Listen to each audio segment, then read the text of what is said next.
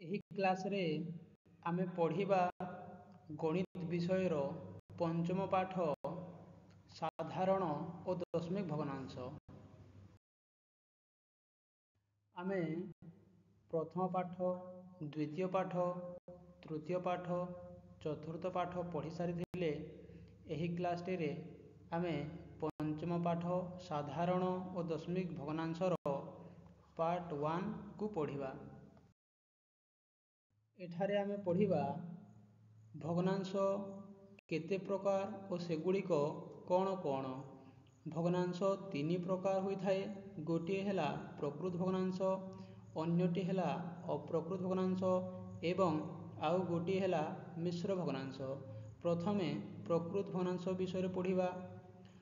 ଲବ ହରଠାରୁ ସାନ ହୋଇଥିଲେ ସେହି ପ୍ରକାର ଭଗ୍ନାଂଶକୁ ଆମେ ପ୍ରକୃତ ଭଗ୍ନାଂଶ କହିଥାଉ। ତ ଏଠାରେ ଉଦାହରଣ ଗୁଡ଼ିକ ଦେଇଛି।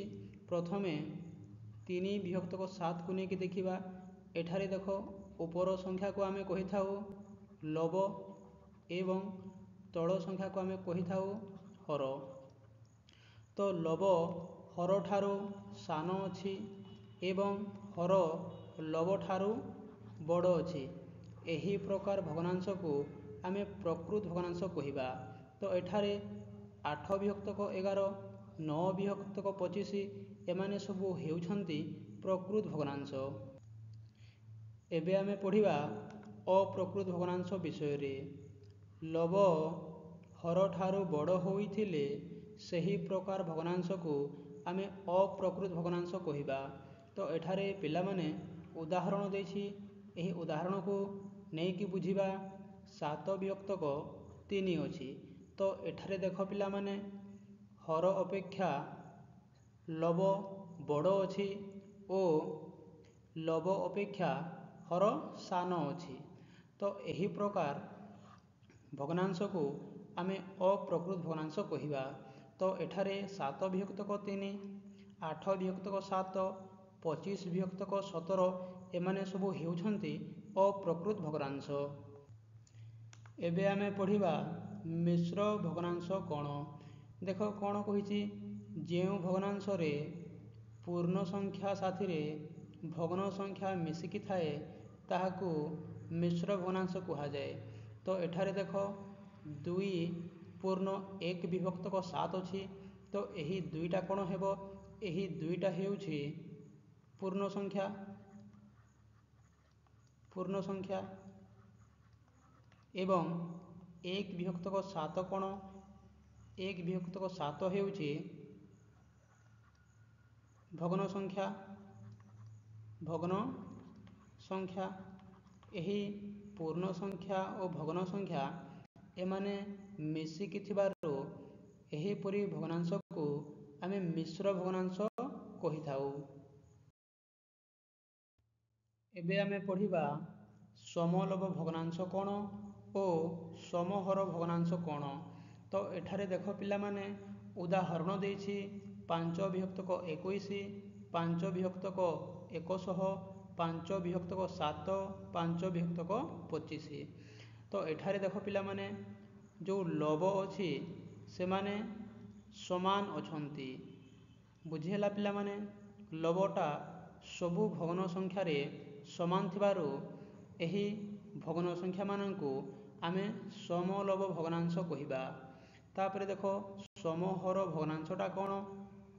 ଏଠାରେ ପ୍ରତ୍ୟେକ ଭଗ୍ନ ସଂଖ୍ୟାରେ ହରଟା ସମାନ ଥିବାରୁ ଏହିପରି ଭଗ୍ନାଂଶମାନଙ୍କୁ ଆମେ ସମହର ଭଗ୍ନାଂଶ କହିବା। ଏଠାରେ ପଢ଼ିବା ମିଶ୍ର ଭଗ୍ନାଂଶରୁ କିପରି ଭାବେ ଅପ୍ରକୃତ ଭଗ୍ନାଂଶ କରାଯାଏ। ତ ଏଠାରେ ଦେଖ, ଗୋଟିଏ ମିଶ୍ର ଭଗ୍ନାଂଶ ଦେଇଛି 2 ପୂର୍ଣ୍ଣ 1 ବିଭକ୍ତକ 5। ଏହାକୁ ଆମେ ଅପ୍ରକୃତ ଭଗ୍ନାଂଶରେ କିପରି ଭାବେ ପରିଣତ କରିବା। ତ ଦେଖ କ'ଣ କରାଯାଏ। 5 ଗୁଣନ 2 ଯୋଗ 1 ବିଭକ୍ତକ 5 କରିବା ସମାନ 5 ଦୁଣେ 10 ଯୋଗ 1 ବିଭକ୍ତକ 5। 10 ଆଉ 1 ମିଶିଲେ 11 ବିଭକ୍ତକ 5। ତ ଏଇଟା ହେଇଯିବ ଆମର ଅପ୍ରକୃତ ଭଗ୍ନାଂଶ। ଏବେ ଆମେ ପଢ଼ିବା ଭଗ୍ନାଂଶର ମୂଳ ନିୟମ ବିଷୟରେ। ତ ଭଗ୍ନାଂଶର ମୂଳ ନିୟମ କ'ଣ କହେ? ଯଦି କୌଣସି ଭଗ୍ନାଂଶର ଲବ ଓ ହର ଉଭୟକୁ ଏକ ସଙ୍ଗେ ଯେକୌଣସି ନିର୍ଦ୍ଦିଷ୍ଟ ସଂଖ୍ୟା ଦ୍ୱାରା ଭାଗ ବା ଗୁଣନ କରନ୍ତି, ତେବେ ଭଗ୍ନାଂଶର ମାନରେ କିଛି ପରିବର୍ତ୍ତନ ହୁଏ ନାହିଁ। ତ ଏଠାରେ 3 ବିଭକ୍ତକ 5 ଦେଇଛି। 3 ବିଭକ୍ତ 5 ସାଥିରେ ଆମେ କୌଣସି ସ୍ପେସିଫିକ୍ ନମ୍ବରକୁ ଗୁଣିବା। ମନେକର 3 ସାଥିରେ 4କୁ ଗୁଣୁଛି, ପୁଣି ତଳେ ମଧ୍ୟ ସେହି 4କୁ ଗୁଣିବା। ତ ଗୁଣଫଳ କେତେ ଆସିବ? 3 ଚାଉ 12 ବିଭକ୍ତକ 5 ଚାଉ 20। ତ ପିଲାମାନେ ଏଠାରେ ଦେଖ 3 ବିଭକ୍ତକ 5 ଯାହା, 12 ବିଭକ୍ତକ 20 ତାହା। କେମିତି? ଏବେ ଆମେ ଦେଖିବା। ତ 12 ବିଭକ୍ତକ 20କୁ ଯଦି ଆମେ ହରିବା କେତେ ଦ୍ୱାରା? ମନେକର ଏଠାରେ ମୁଁ ହରୁଛି 4 ଦ୍ୱାରା। କେତେ ହେବ ପିଲାମାନେ? 4 3 12 ଆଉ 4 5 20।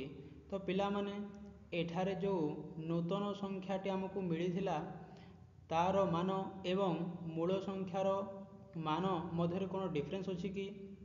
କିଛି ନାହିଁ। ତ ନୂତନ ସଂଖ୍ୟାର ମାନ ଯାହା ମୂଳ ସଂଖ୍ୟାର ମାନ ତାହା।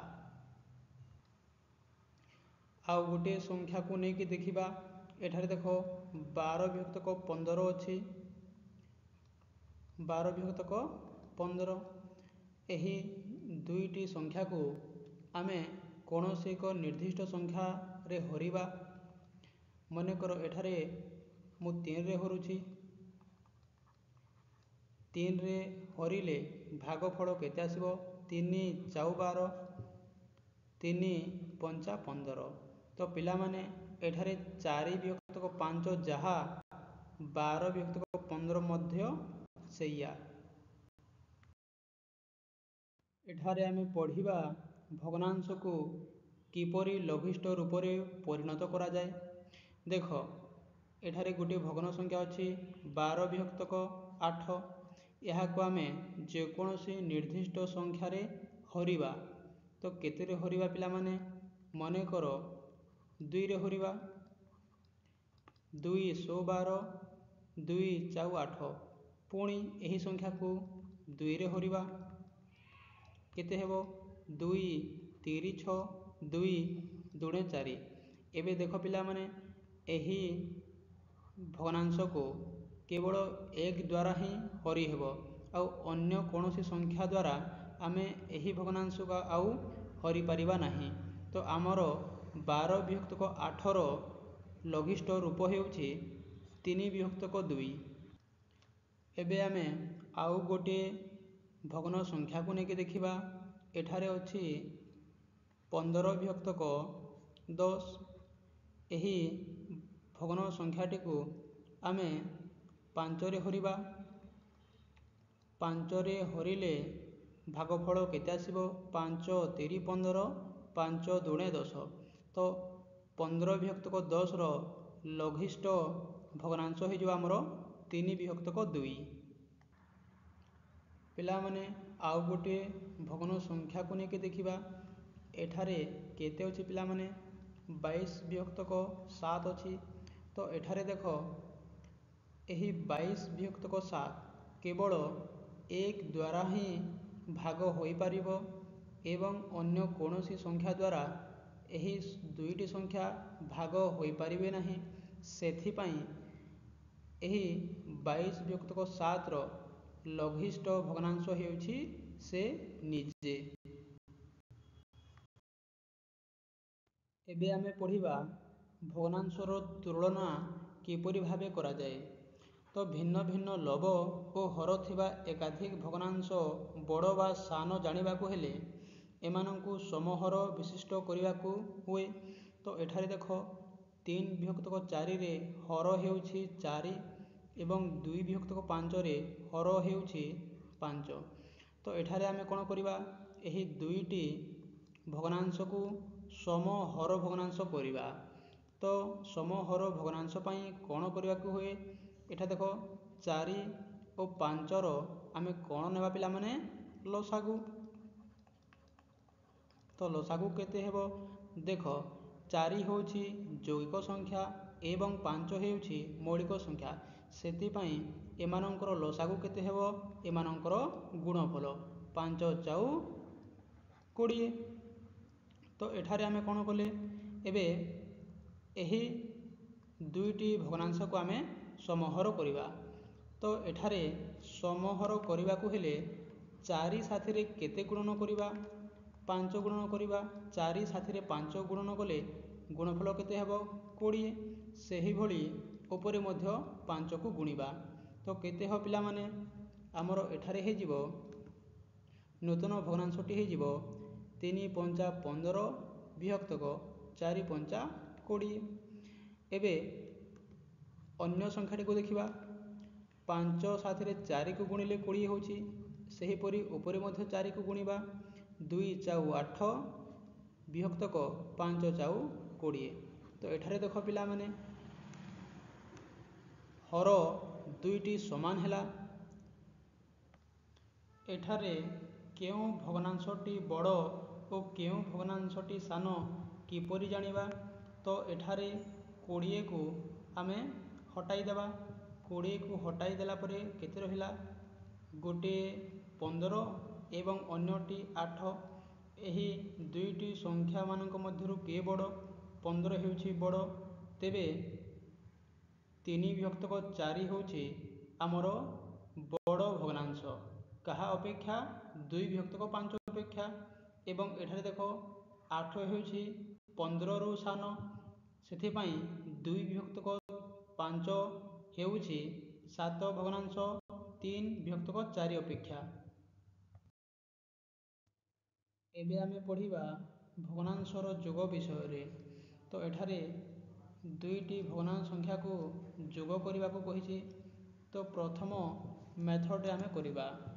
ତ ପ୍ରଥମ ମେଥଡ଼ ହେଉଛି ଆମର ଜେନେରାଲ ମେଥଡ଼। ଏହି ମେଥଡ଼ରେ କିପରି କରାଯାଏ, 3 ବିଭକ୍ତକ 4 ଯୋଗ 1 ବିଭକ୍ତକ 2 ସମାନ କ'ଣ କରିବା, କ୍ରସ୍ ମଲ୍ଟିପ୍ଲିକେସନ୍ କରିବା। ଏମିତି ଗୁଣନ କରିବା, ଏମିତି ଗୁଣନ କରିବା ଓ ଦୁଇଟାକୁ ଯୋଗ କରିବା। ଦେଖ 3 ଗୁଣନ 2 ଯୋଗ 4 ଗୁଣନ 1 ବିଭକ୍ତକ 4 ଗୁଣନ 2। ତାପରେ ଏମିତି ଗୁଣନ କରିବା, ତଳେ ଏମିତି ଗୁଣନ କରିବା। ଦେଖ କେତେ ହେଉଛି, 3 ଦୁଣେ 6 ଯୋଗ 4 1 4 ବିଭକ୍ତକ 4 ଦୁଣେ 8। ଏବେ ଦେଖ 6 ଆଉ 4 ମିଶିଲେ କେତେ, 10 ବିଭକ୍ତକ 8।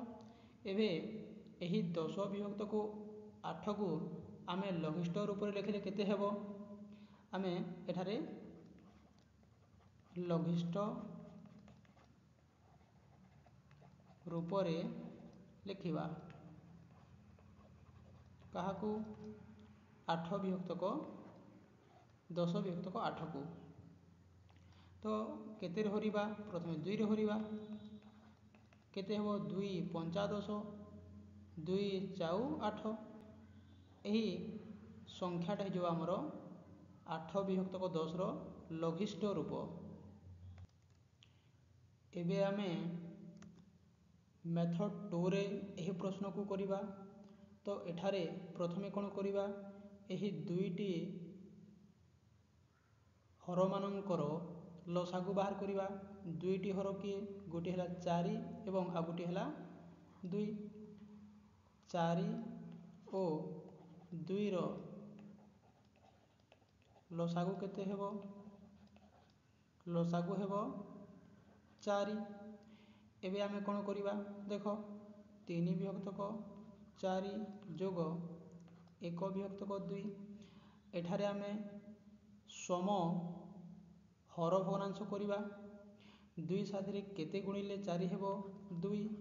ତ ଉପରେ ମଧ୍ୟ 2 କୁ ଗୁଣିବା।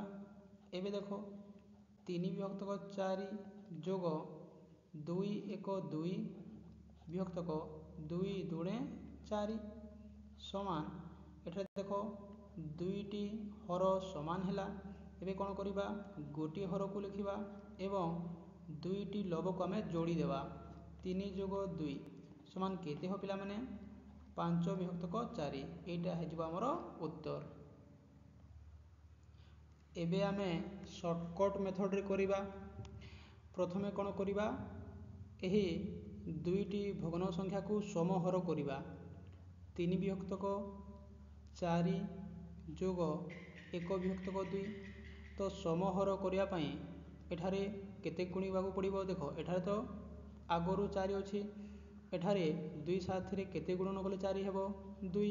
ତ ଉପରେ ମଧ୍ୟ 2 କୁ ଗୁଣିବା। ଏବେ ଦେଖ ଏଠାରେ ମଧ୍ୟ 4 ହେଇଯିବ, ଏଠାରେ ମଧ୍ୟ 4 ହେଇଯିବ। ତେବେ ଆମେ ଗୋଟିଏ 4 କୁ ଲେଖିବା ଏବଂ ଏଠାରେ କେତେ ହେବ 3 ଯୋଗ 1 ଦୁଣେ 2। 3 ଆଉ 2 ମିଶିଲା କେତେ ହେଲା ପିଲାମାନେ? 5 ବିଭକ୍ତକ 4। ଏଇଟା ହେଇଯିବ ଆମର ଉତ୍ତର। ତ ପିଲାମାନେ ଏହି ଗୋଟିଏ ପ୍ରଶ୍ନକୁ ଆମେ 3ଟି ମେଥଡ଼ରେ ବୁଝିଲେ।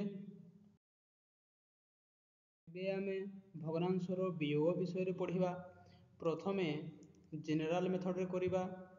3 ବିଭକ୍ତକ 4 ବିୟୋଗ 1 ବିଭକ୍ତକ 2। ତ ଏହି ଜେନେରାଲ ମେଥଡ଼ରେ ଆମେ କିପରି କରିବା? ପ୍ରଥମେ କ୍ରସ୍ ମଲ୍ଟିପ୍ଲିକେସନ୍ କରିବା ଓ ବିୟୋଗ କରିବା ଏବଂ ଦୁଇଟି ହରକୁ ଗୁଣନ କରିବା। ତ ଦେଖ 3 ଗୁଣନ 2 ବିୟୋଗ 4 ଗୁଣନ 1 ବିଭକ୍ତକ 4 ଗୁଣନ 2 ସମାନ 3 ଦୁଣେ 6 ବିୟୋଗ 4 1 4 ବିଭକ୍ତକ 4 ଦୁଣେ 8 ସମାନ 4ରୁ 6ରୁ 4 ବିୟୋଗ ହେଲେ 2 ଏବଂ 8କୁ 8। ଏବେ ଦେଖ ଏହାକୁ ଆମେ ଲଘିଷ୍ଠ ରୂପରେ ଲେଖିଲେ କେତେ ହେବ? 2କୁ 2ରେ ହରିବା ଏବଂ 8କୁ 2ରେ ହରିବା। 2 1 2 2 4 8। ଏହା ହେଇଯିବ ଆମର ଆନ୍ସର। ଏବେ ଆମେ ମେଥଡ଼ 2ରେ ଏହି ପ୍ରଶ୍ନକୁ କରିବା। ତ ମେଥଡ଼ 2ରେ ଆମେ କ'ଣ କରିବା? 4 ଓ 2ର ଲସାଗୁ ନେବା।